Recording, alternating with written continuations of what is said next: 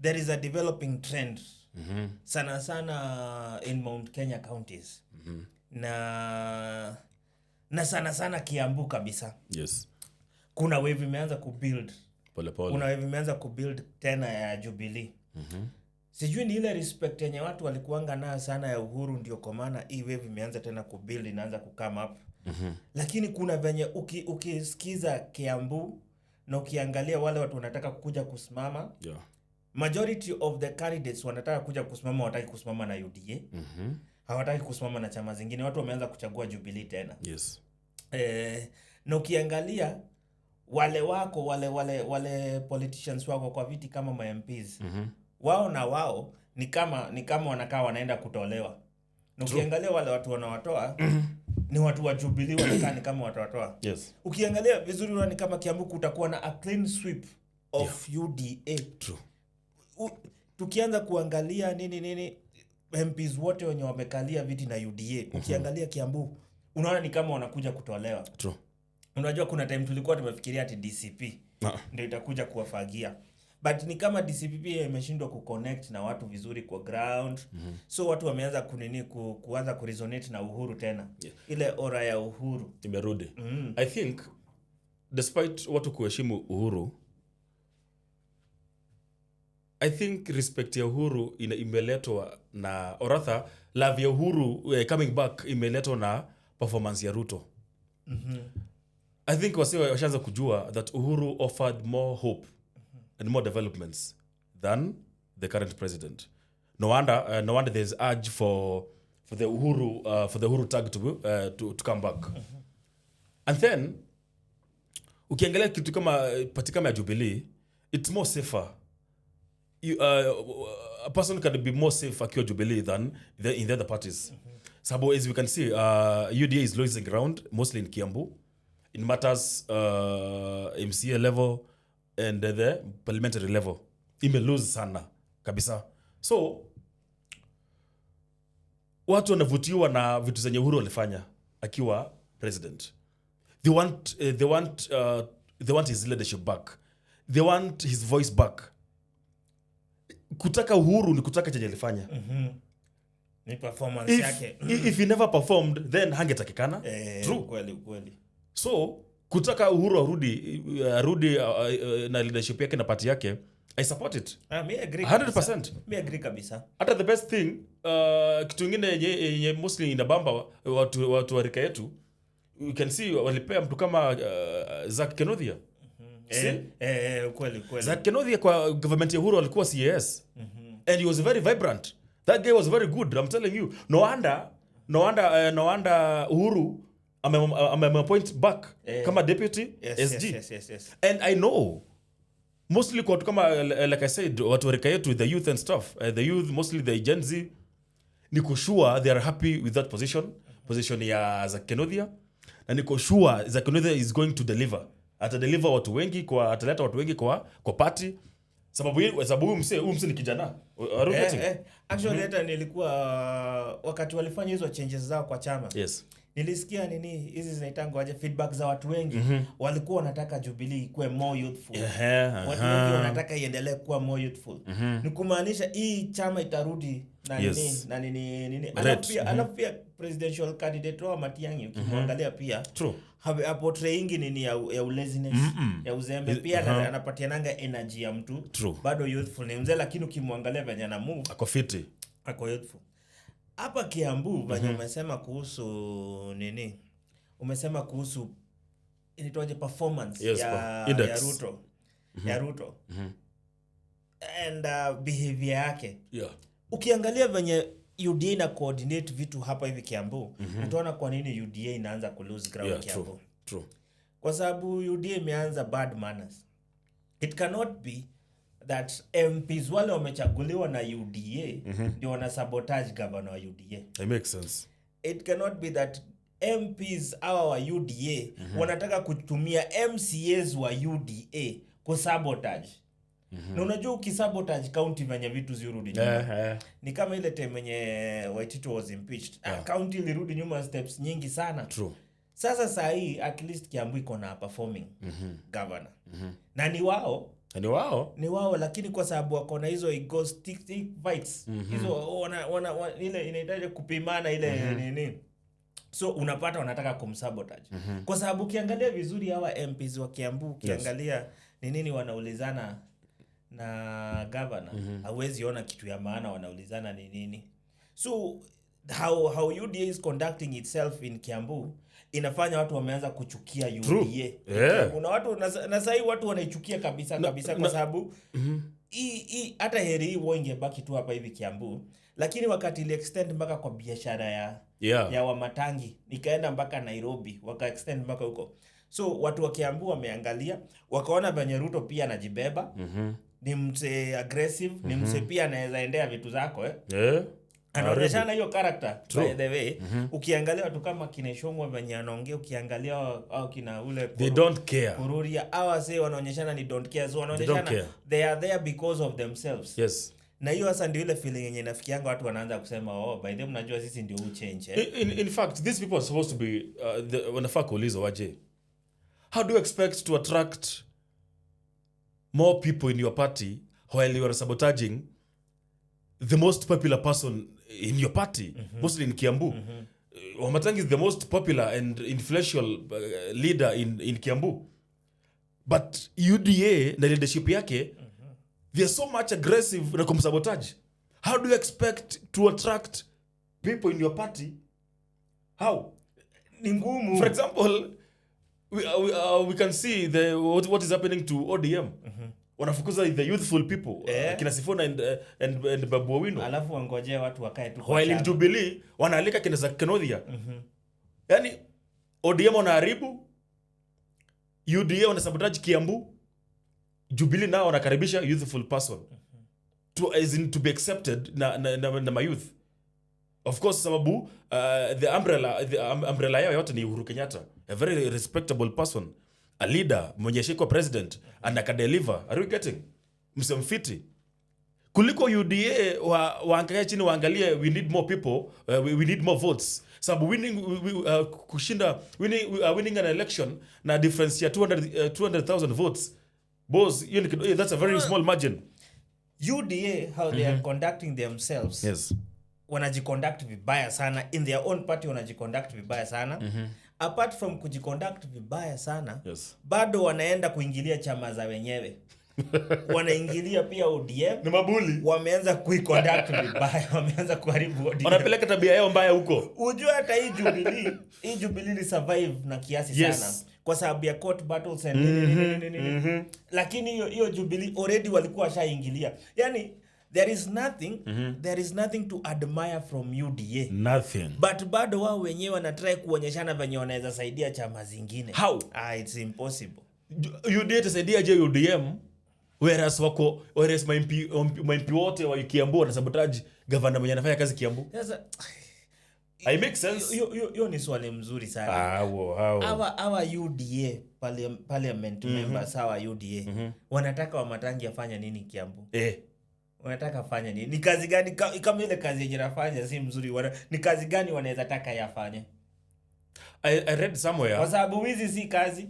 I read somewhere that Governor Matangi is the first governor in the Republic of Kenya to build 512 new ECD centers. Are you getting? 512. Na hiyo ni kukuambia iko na ofisi ya walimu. Yes. Iko na classrooms, iko na playground, yes, iko na ablution blocks, iko na choo zile modern za watoto za boys and girls nini. Furthermore, listen, he has gone to an extra mile, akajenga 26 level 2 hospitals. Amejenga ni 26. I think so, but I will confirm. Niliona Senator Kajwang, the chairperson wa PAC, akisema for governors, yes, the best performing governor in the country is Wamatangi. Huyo governor ndio MPs wa Kiambu wa UDA wanangangana, wanasema huyo haperform. Mtu amepelekwa mbele ya Senate PAC, akaangaliwa hesabu zake zinakaaje, unafanya nini hapo, umefanya nini, that is the person that UDA want to sabotage, and UDA wants the people to believe that they represent jobs. Ujua hata kujenga hizo hospitali na kujenga hizo mashule, it's also creating employment. True. They will need teachers. Zita need watu wa kuosha. They will need security guards. Ukienda kwa hospitali is the same thing. Nurses, si kuna watu wana graduate from schools. Nurses, kuna doctors, kuna nini watapata employment hapo. Lakini sasa akina Kimani Ichung'wah, akina Kororia, akina Alice Ng'ang'a wanasema hapana, huyu mtu hakuna kitu anafanya. I have confirmed. Governor Matangi has raised the bar. Listen here. Governor Matangi has raised the bar by building 6 new level 4 hospitals. 6 new level 4 hospitals. Still, amejenga 26 new level 3 hospitals. New. You talked about Otieno Kajwang. Otieno Kajwang in his submissions about Kiambu County alisema kuna county yenye it only has, I think, 2 level 4 hospitals in the whole county. Kiambu zimejaa kila mahali. Na huyo ndio UDA wanapiga. Huyo ndio Shongo na kina Kawanjiko wanataka kutoa. Ati wanasema ati unajua hata mtu kama Kawanjiko huwa ananichekesha. Sasa Kawanjiko lisikia Kawanjiko ni doctor. Kawanjiko actually is one of the laziest MPs in Kiambu. Na mimi wanashindwa kwa nini sana. MPs wakishindwa na kazi zao huwa wanaamua sawa pick on the governor. Wanatakanga county ikuwe about fights. Ule amejibu huyu, ule amejibu, ule amejibu, ule amejibu. Sio lazima.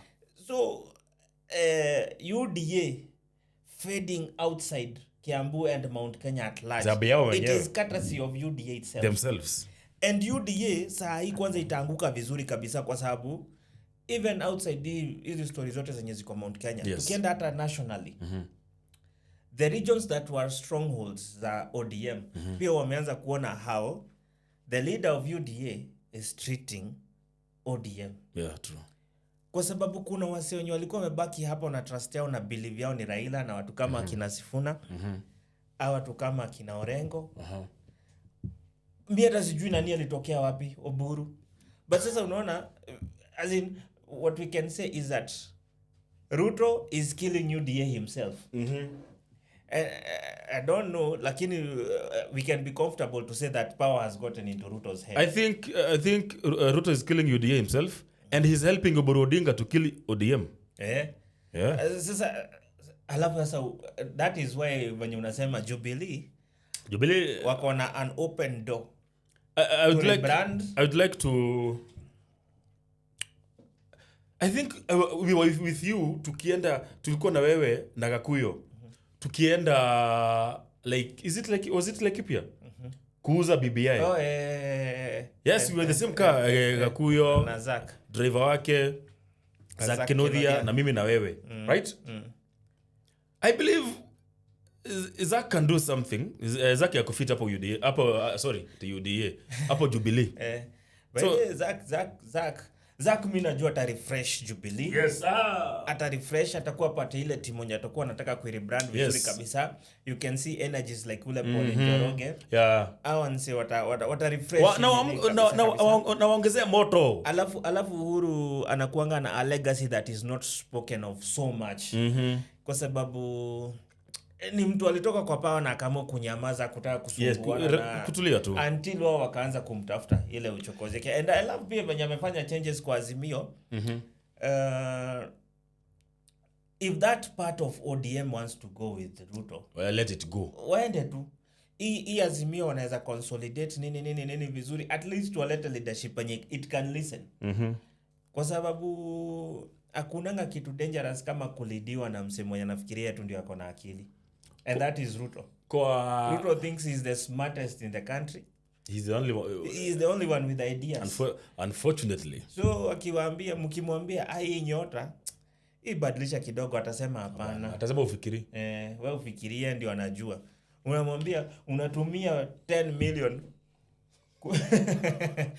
unatumia 10 million kwenda kupatia na 5 million. Hai make sense. So to Zach Kinuthia. Welcome back to the political world. I know you had gone kidogo but now Uhuru has brought you back to the party as the deputy SG. He believes in you. You're a youth. Number youth mostly. Let us talk about the youth of Kiambu. The youth of Kiambu believes in you. They trust you. They trust your leadership. And we're expecting you, of course, to start meetings. Aparapale, start. We need that. Tunataka ile warmth ile ya Jubilee rudi. Na the reason ni wewe umeko hapo. Let us see Jubilee ikirudi through you. Jubilee was a serious national party. Very serious. And it is time it's back. Yes. And hata pia tuambie Fred Matiang'i. Yes. Oh, yes. Sasa changamka kabisa. Ruto wanafanya blunders. Take advantage of the blunders. Talk with the united opposition. Yes. When you're aggressive. By the way, unajua interestingly, if these people are not aggressive enough, Sifuna, huyu tu Sifuna bado ata take over kwa sababu you see the rally yenye walifanya in Busia. A successful rally. Good one. Kukuwa na kofia ati za ODM ati na orange ni wananchi wa Busia. Now they are doing another one in Kitengela. That one is fire. Sasa ebu imagine if the united opposition wangekuwa nafanya such rallies. Imagine. Unajua itafika mahali by the venye mimi naangalia itafika mahali itakuwa hata hard sana kudeny mtu kama Sifuna running mate position. True. Kwa sababu atakuwa anakuja amecarry weight yake. Venye anajibrand. Branding in a politician is everything. Ruto is wasted. Amejimaliza na anaendelea kujimaliza. Hii opposition sasa inafaa ianze kujipanga vizuri. And I think to a point ODM kufukuza Sifuna, it's a blessing in a way. Sababu sasa atakuwa free. Atakuwa anapasha watu kuwapasha. And mwenye advice ODM expel Sifuna. Ni Ruto. Ni Ruto. Si Ruto mwenyewe ako on record. True. Akisema that we Sifuna ukiendelea kuniingilia. Yes. Nitaitana watu ODM officials wa ODM. Na aliwaita wakutoe. Si wamemtoa. But all the same hii kitu ita drag kotini kama kitu kingine. Yes. Kwa sababu so far he's still the Secretary General. And the more it drags, the more it make akina Sifuna wakae true presentable to the people, and the more it will kill the original ODM. Yes. Because actually unajua watu kama akina Sifuna hawezi kuwa na worry sana kama ODM imeisha kwa sababu they can build another ODM easily. Hapo hivyo kando ya wale watu walikosa ODM waiwache. Sifuna, I'm advising you today. Fungua chama letu ODM asili. Nini hiyo kitu yenye Oburu anaendesha saa hii ODM. Yes, whatever Oburu has right now, that is not that ODM. Is UDA. That is UDA. Yes. Hiyo ni UDA. Anyway,